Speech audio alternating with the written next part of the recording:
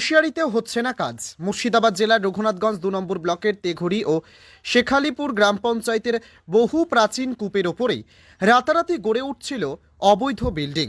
তবে বেআইনি ও অবৈধভাবে বিল্ডিং নির্মাণের কাজ পুরোপুরিভাবে ভেঙে ফেলার নির্দেশ দিলেন পশ্চিমবঙ্গ সরকারের বিদ্যুৎ দপ্তরের প্রতিমন্ত্রী আখরুজ্জামান। সম্প্রতি রঘুনাথগঞ্জ ৫৯ নম্বর বিধানসভার তেঘড়ি ও শেখালিপুর গ্রাম পঞ্চায়েত বহু প্রাচীন একটি কূপ রয়েছে।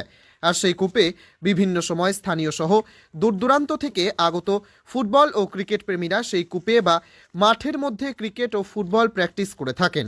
তবে এলাকার কিছু মাফিয়া তার নিজস্ব ক্ষমতার জোরে অবৈধভাবে বিল্ডিংয়ের কাজ নির্মাণ করছিলেন সেই কূপের ওপরে। তবে তা ভেঙে ফেলার নির্দেশ দিলেন রঘুনাথগঞ্জ ৫৯ নম্বর বিধানসভার বিধায়ক তথা পশ্চিমবঙ্গ সরকারের বিদ্যুৎ দপ্তরের প্রতিমন্ত্রী আখরুজ্জামান। তিনি জানান, স্থানীয় সূত্র মারফত আমার কাছে অভিযোগ আসে।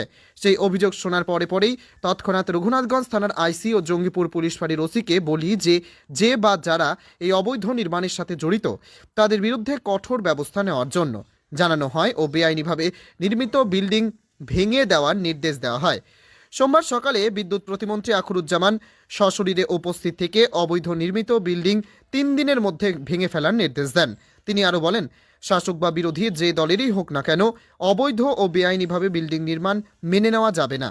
এই অবৈধভাবে বিল্ডিং নির্মাণের সাথে যে বা যারা জড়িত তাদের প্রত্যেককে আইনের আওতায় নিয়ে এসে যথোপযুক্ত শাস্তির ব্যবস্থা করা হবে বলেও জানান তিনি।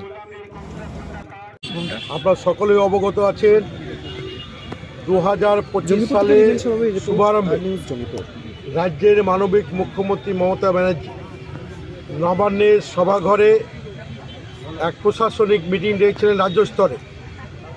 সেখানে রাজ্যের সমস্ত মন্ত্রী, সমস্ত আমলা এবং ভার্চুয়ালিতে সমস্ত জেলার ডিএম, এসপি, আইসি, বিডিও সকলেই ছিলেন।